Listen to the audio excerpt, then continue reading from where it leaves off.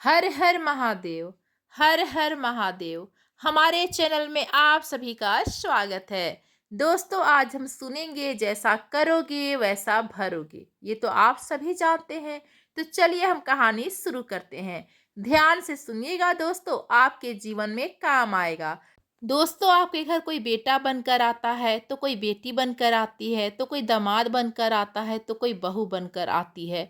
आखिर ये कौन आते हैं? जिसका तुम्हारे साथ कर्मों का लेना देना होता है वही लोग आते हैं। लेना देना नहीं होगा तो नहीं आएंगे। एक फौजी था, उसकी माँ नहीं, पापा नहीं, भाई बहन नहीं और शादी भी नहीं हुई थी, इसलिए बच्चे भी नहीं थे। अकेला ही कमा कमा के फौज में जमा करता जा रहा था, क्योंकि वह अकेला था। परिवार में तो कोई था ही नहीं, इसलिए फौजी के खर्च भी नहीं होता था। इसलिए फौजी को जो भी पगार मिलती वह फौज में जमा करवा देता था। थोड़े दिनों में एक सेठ जी जो फौज में माल सप्लाई करते थे, उनसे फौजी का परिचय हो गया और दोनों में अच्छी दोस्ती हो गई। सेठ जी ने फौजी से कहा, जो तुम्हारे पास पैसा है वो उतने के उतने ही फौज में पड़े हुए हैं। तुम वो पैसा मुझे दे दो, मैं कारोबार में लगा दूंगा। तो पैसों से पैसा बढ़ जाएगा और मेरा कारोबार भी बढ़ जाएगा। इससे तुम वो पैसा मुझे दे दो। फौजी ने सेठ जी को पैसा दे दिया। सेठ जी ने वो पैसा कारोबार में लगा दिया। अब उनका कारोबार चमक गया, खूब कमाई होने लगी और कारोबार बढ़ गया। थोड़े ही दिनों में फौज में लड़ाई शुरू हो गई। लड़ाई में फौजी घोड़ी पर चढ़कर लड़ने लगा। घोड़ी इतनी खराब थी कि फौजी जितनी जोर जोर से लगाम खींचे उतनी ही तेज रफ्तार से भागे। खींचते खींचते उसके गलफर तक कट गए, लेकिन वो दौड़कर दुश्मनों को गोल में जाकर खड़ी हो गई। दुश्मनों ने फौजी पर वार किया और फौजी वहीं पर मर गया और घोड़ी भी मर गई। अब सेठ जी को मालूम हुआ कि फौजी तो मर गया, तो सेठ जी बहुत खुश हुए, क्योंकि फौजी का कोई वारिस तो है नहीं। अब ये पैसा देना किसको? अब मेरे पास पैसा ही पैसा हो गया। कारोबार भी चमक गया, लेने वाला भी नहीं रहा था। सेठ जी बहुत खुश हुए। अब समय गुजरा, कुछ ही दिनों बाद सेठ जी के घर में एक लड़का का जन्म हुआ। अब सेठ जी और सेठानी बड़ी खुश हुए कि भगवान की मुझ पर बड़ी दया है। खूब पैसा भी हो गया, कारोबार भी हो गया, लड़का भी हो गया और लेने वाला भी मर गया। सेठ जी बहुत खुश हो। वो लड़का बचपन से ही होशियार था, पढ़ाई लिखाई में समझदार था, बिल्कुल सेठ जी की तरह होशियार था। सेठ जी ने अपने बच्चे को खूब अच्छी तरह से पढ़ाया लिखाया। जब लड़का पढ़ लिख कर बड़ा हो गया तो सेठ जी ने सोचा कि अब एक कारोबार संभाल लेगा। चलो अब इसकी शादी करा देते हैं। सेठ जी ने लड़के की शादी बड़ी धूमधाम से करवाई, किसी भी चीज़ की कमी नहीं की। शादी करते ही घर में बहुरानी आई। अब सेठ जी ने सोचा कि चलो, लड़के की शादी भी हो गई, अब तो यह पूरा कारोबार संभाल लेगा। लेकिन कुछ ही दिन आराम से बीते कि अचानक लड़के की तबीयत खराब हो गई। अब सेठ जी कभी डॉक्टर के पास, कभी हकीम के पास, तो कभी वैद्य के पास दौड़ रहे हैं। डॉक्टर जो दवा दे रहे हैं वो दवा असर नहीं कर रही।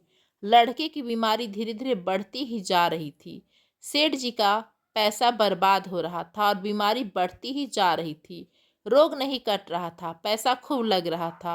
अब अंत में डॉक्टरों ने सेठ जी से कह दिया कि तुम्हारे लड़के को लाइलाज मर्ज हो गया है।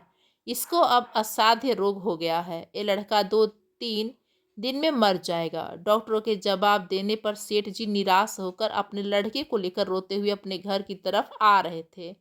रास्ते में एक आदमी मिला और उसने कहा, अरे सेठ जी, क्या हुआ? बहुत दुखी लग रहे हो।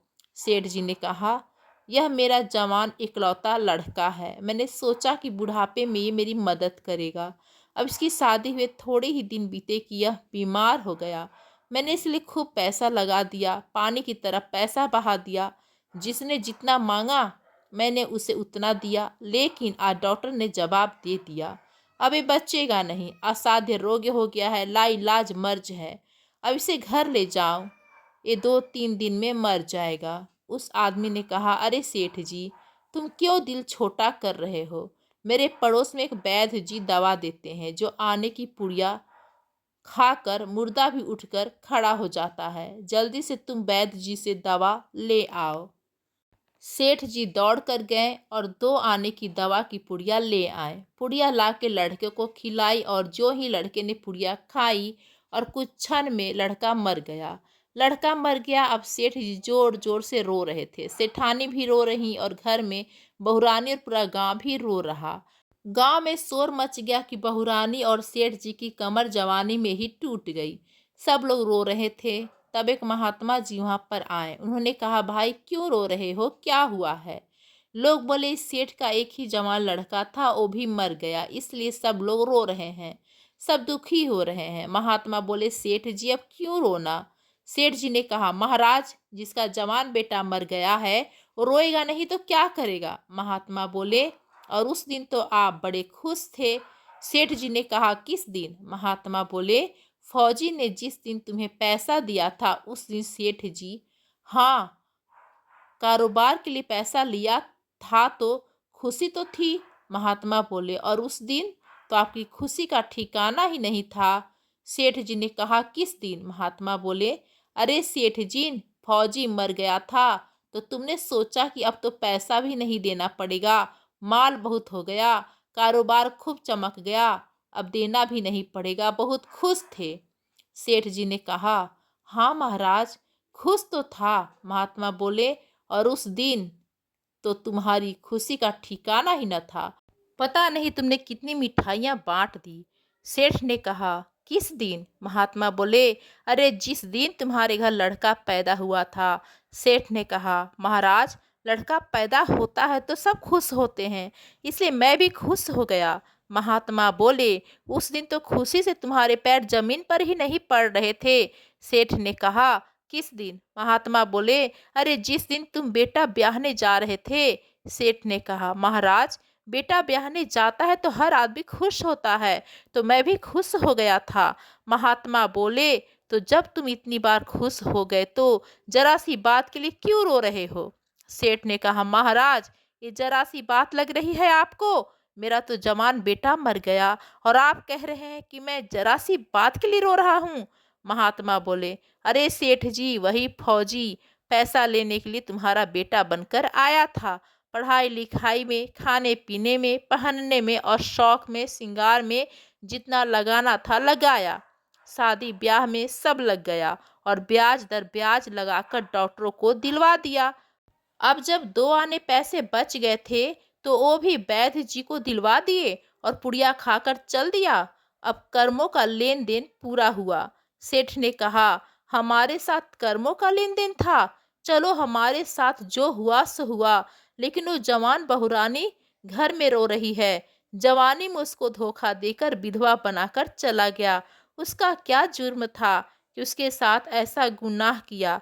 महात्मा बोले, यह वही घोड़ी है जिसने जवानी में फौजी को धोखा दिया था, इसलिए इसने भी जवानी में उसको धोखा दे दिया।